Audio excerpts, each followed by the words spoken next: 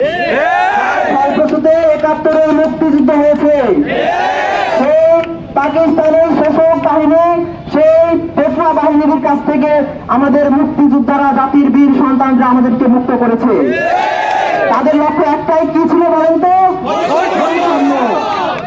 কিন্তু দুঃখজনক ব্যাপার বন্ধু বোনেরা, আমাদের সে লড়াই এখনো শেষ হয়ে যায়নি।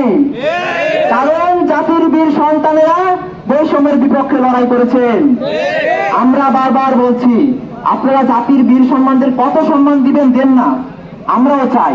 আমরা চাই যে একজন বীর মুক্তিযোদ্ধা রাষ্ট্রপতি বা তারও বড় পর্যায়ে সম্মান পাক, তারা তো জাতির বীর সন্তান। এটা নিয়ে আমাদের কোনো প্রশ্ন নেই, প্রশ্ন তোলার সুযোগও নেই। কারণ তাদের দাবি ছিল যে বৈষম্যহীন সমাজ ব্যবস্থা। আর আমার মনে হয় না যারা মুক্তিযুদ্ধে অংশগ্রহণ করেছেন তারা কোনো সুবিধার জন্য লড়াই করেছেন, তারা কোনো নিজের ব্যক্তি স্বার্থের জন্য লড়াই করেছেন।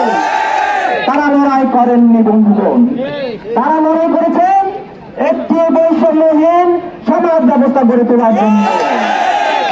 কিন্তু স্বাধীনতার ৫৩ বছর বয়সে এসে আমরা কি দেখছি?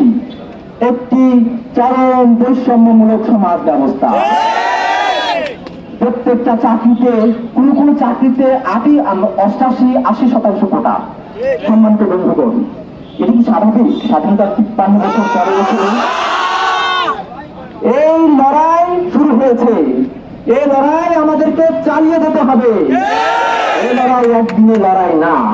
সম্মানিত বন্ধুগণ, আপনারা আমাদের একটি ডাকে এসেছেন, এর জন্য আপনাদের প্রতি আবারও কৃতজ্ঞতা জানাচ্ছি। আমরা বারবার বলে আসছি, ওটা বাতিলের পক্ষে আমরা কখনোই ছিলাম না।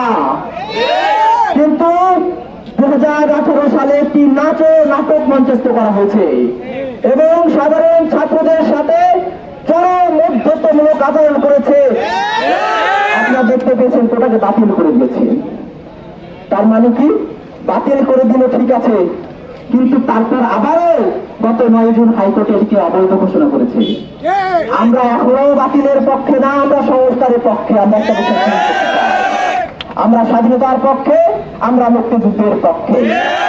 সম্মানিত বন্ধুগণ, আমরা বারবার বলছি, মাননীয় সরকার বাহাদুর এবং মাননীয় হাইকোর্ট সহ যারা বিচার ব্যবস্থায় যারা বসে আছেন, আপনাদের প্রতি অতীব সম্মান রেখে আমি বলছি যে আপনারা কোন হটকারী সিদ্ধান্ত নিবেন না। আপনারা এদেশের আপামর জনসাধারণ আছে, ছাত্র সমাজ আছে, বুদ্ধিজীবী মহল আছে, শিক্ষক আছে, আপনারা তাদের সাথে অংশীজনের ভিত্তিতে তাদের মতামত নিন। আপনারা বেশি বাড়াবাড়ি করবেন না। আমরা বলে দিতে চাই, এই লড়াই শুরু হয়েছে, এই লড়াই থামবার নয়। যতদিন বৈষম্যহীন একটি সমাজ ব্যবস্থা আমরা না কায়েম করতে পারবো, না বাস্তবায়ন করতে পারবো, ততদিন এই লড়াই চলতে থাকবে। আমি আমাদের বঙ্গবন্ধু শেখ মুজিবুরের ভাষায় বলতে চাই, আর আমাদের দাবায় রাখা যাবে না। বন্ধুগণ, আপনারা এসেছেন, আমরা 10 মিনিটের কথা বলে এসেছিলাম। আমাদের লড়াই তো মাত্র শুরু।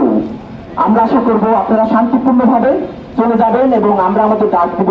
তখন আপনারা এখন যারা এসেছেন, সামনের দিনে একসাথে আরো 2 জন করে নিয়ে আসবেন এবং 2 জনকে মিশিয়ে আমরা একটি জনসমুদ্র থেকে ছাত্র। প্রিয় দর্শক, এই ছিল এখনকার সংবাদে। আমাদের পরবর্তী সংবাদ দেখার আমন্ত্রণ রইল। এছাড়া দেশ বিদেশের নানা প্রান্তের সংবাদ পেতে এটিভি নিউজের সাথেই থাকুন।